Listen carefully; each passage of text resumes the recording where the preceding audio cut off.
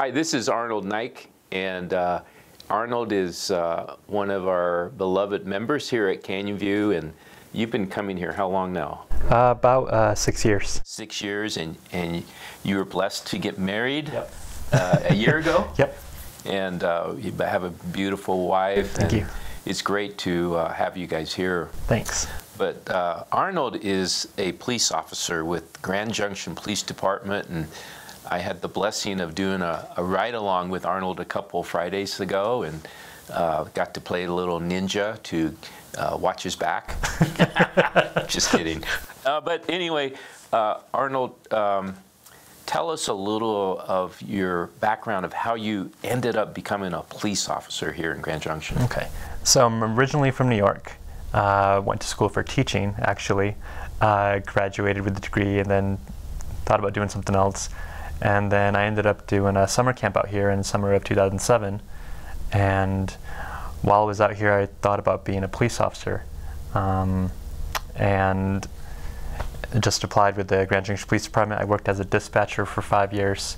And then after that, applied for a police officer. And okay, so Arnold, obviously you're in your street clothes. Right. And but when you put your uniform on and you have the badge, what does it mean to you to be aware of the badge?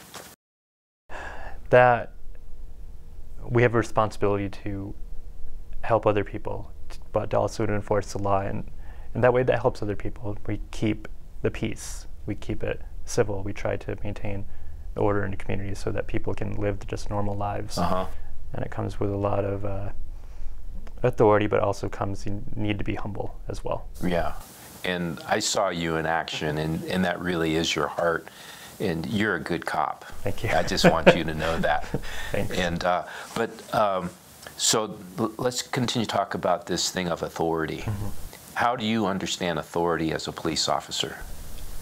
We're given the responsibility, the right to enforce the law. Who gives you that authority? The department and the state. Okay.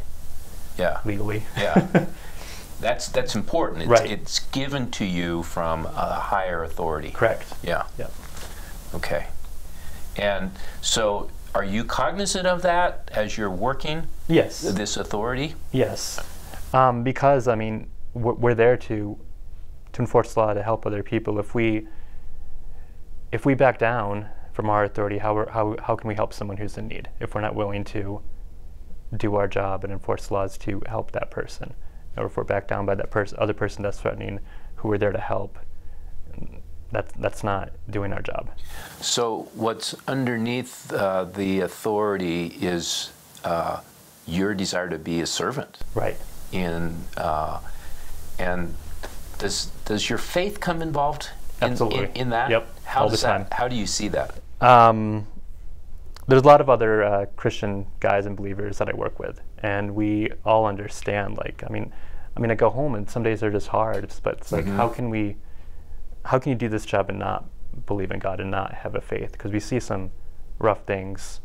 So you have to know that God is with you. And then also we do some dangerous things as well. And if you can't, for myself at least, I'll speak for myself, I know that God's with me and whatever happens, happens. But I know that it'll be okay.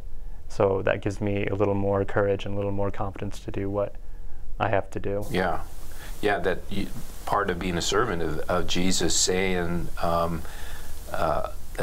person who loves is willing to lay down his life for another. Right. So servanthood, the love of God, the love for others is all embodied in you as a police officer. Yes. And what I saw is that made a difference. It does. In how you approached people. It does, because we talk to them like people. I'm no different than them. Yes, you did do that. We all live in the same town. We all see each other at the grocery store. It's the same. If that's just when I'm at work, that's my job. So, as we close here, what can we do to support you guys? Pray for us. For not just police officers, but their families as well, because it's not something that you just leave at work. But it affects your spouse, it affects, I don't have children, but it affects your kids, affects friends. It's not it's sort of a 24-hour deal. If people know that you're a police officer, you're always expected to help. It doesn't matter if you're at work or not there. Yeah. Just be supportive, be encouraging. You can wave and smile when we drive by. We'll wave and smile back. Well, thanks, Arnold, for coming in here, man. Thank you. I appreciate it, and I look forward to the next ride along I get to do with you. Cool. Thanks, Kirk. Okay, Arnold. God bless you, bro. Thank you. Thank you.